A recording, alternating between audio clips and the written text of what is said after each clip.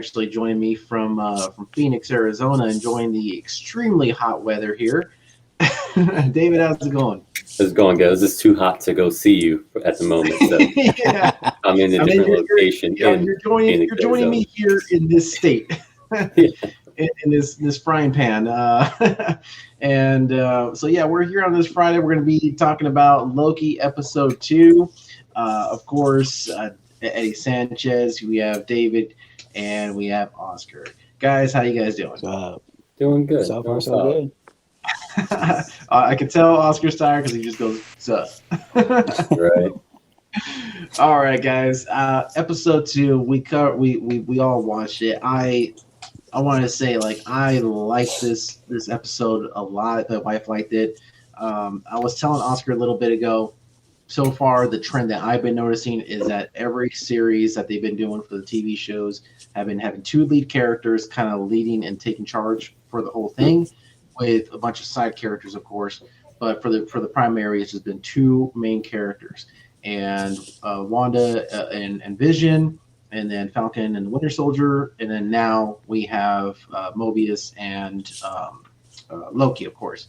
And I gotta say, out of all those series, I like this duo better. I don't know how you guys feel. I just like their chemistry a lot better. Yeah, it doesn't seem as forced. Like in the Falcon and Winter Soldier, like you see that they're friends, but then they like had to force conflict between them. This one, it all like it's really natural, like kind of back and forth, giving each other a hard time. So yeah, I do like this one a little bit better as far as that, like their chemistry, I guess. Oh yeah, hands down, dude. Like they play off each other so well. Like each one of them trying to just get into each other's head. It's pretty good. Yeah. Now, as far as story, like, were you guys a little bit more intrigued? I know, David, the first episode, you were telling me like it was kind of losing a little bit, and it started to kind of get you. It wasn't lose like before it started, before the season or the first episode started. I was kind of like iffy, and then as I watch it, it like slowly started to draw my attention. I feel like after that one, then going into episode 2, it had my attention, and I kind of like Loki more as one of the agents. So I kind of like that setting, the detective setting. So I was like, okay, cool, like Yeah. like another side. So it made it more interesting for me. So I liked it. I liked the way episode 2 was going. Oscar, what do you think?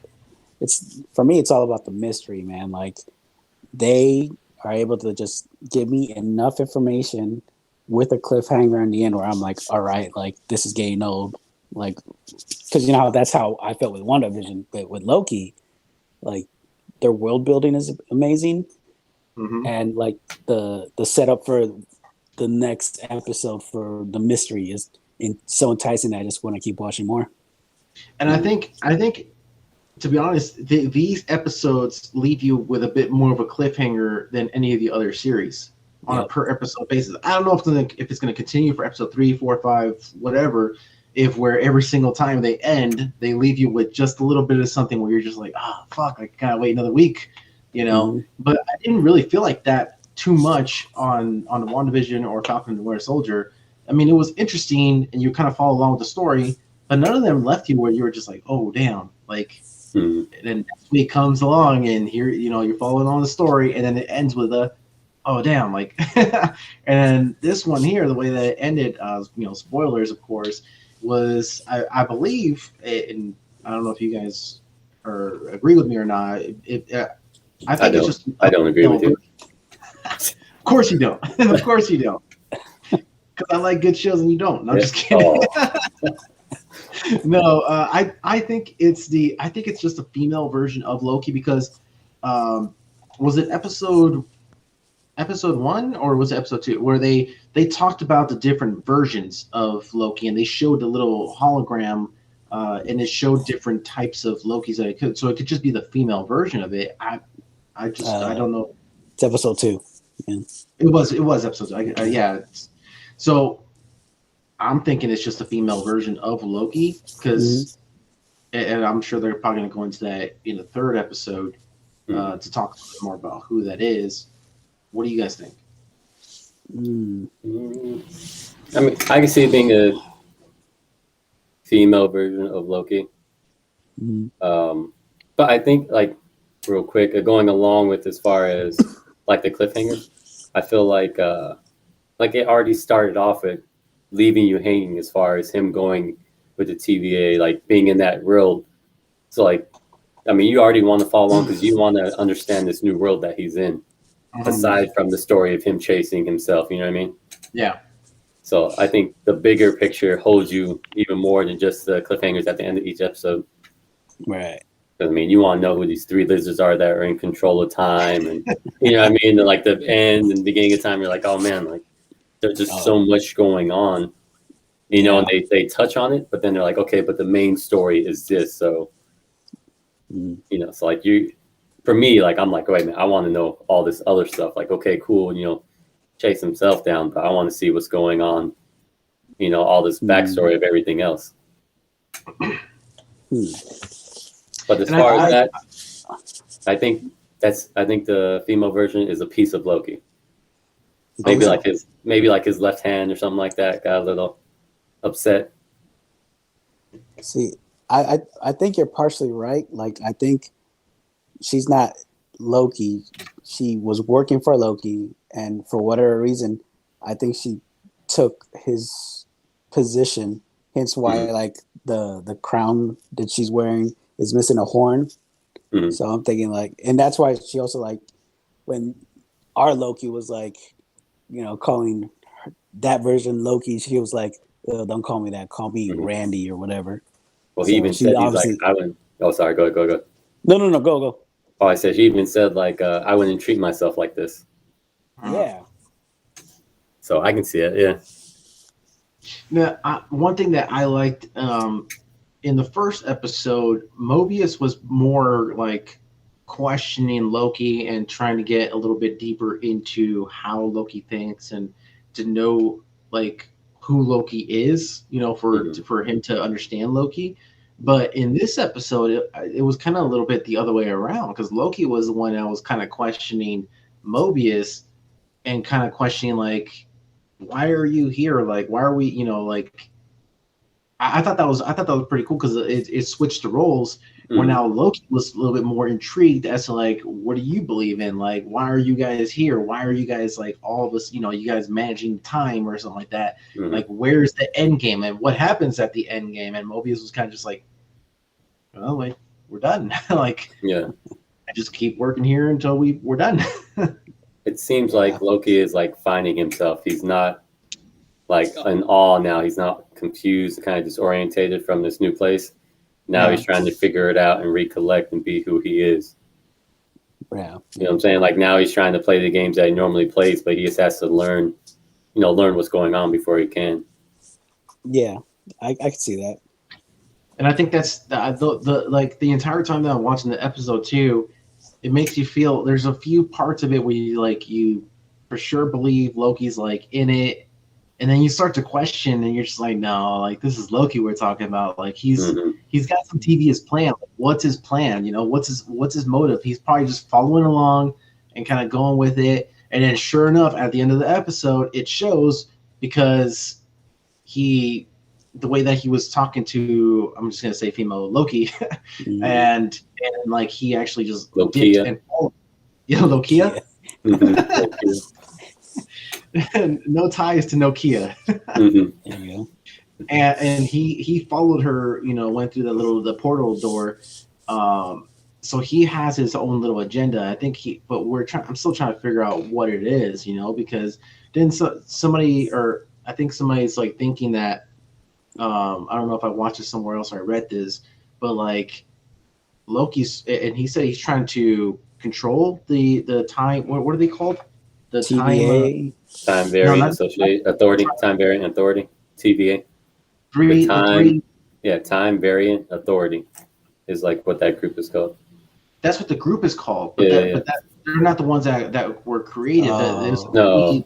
Lizard people that control time. That's it. The three lizard people.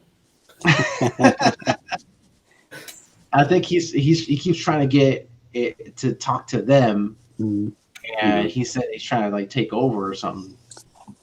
I don't think he's really trying to take over. I think so. If you think about it, like if they're the three lizards, if they want to keep that timeline intact, that means no matter what, Loki's gonna end up dying, whether it's from Thanos or the time cops just hitting him with the wand.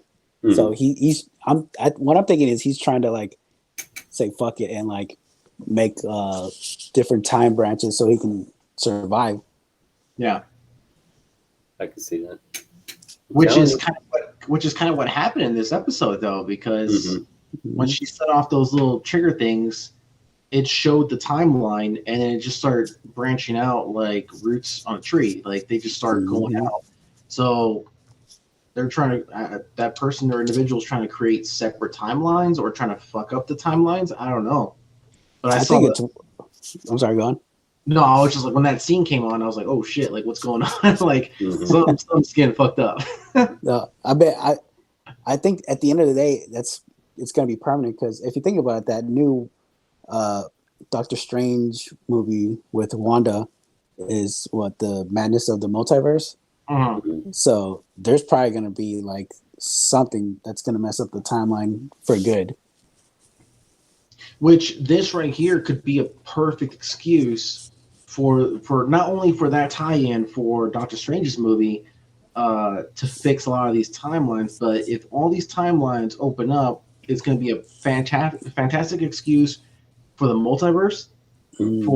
Because supposedly I know I don't know if you guys have been following up with all the rumors and everything going on with the Spider-Man 3 movie coming out. I mean, they supposedly got Andrew Garfield. They supposedly got what's the first actor that played Tobey Maguire. They got those actors to play Spider-Man again. And they also got Jamie Foxx to play Electro, and they also got the Dr. Octavius. Oh yeah.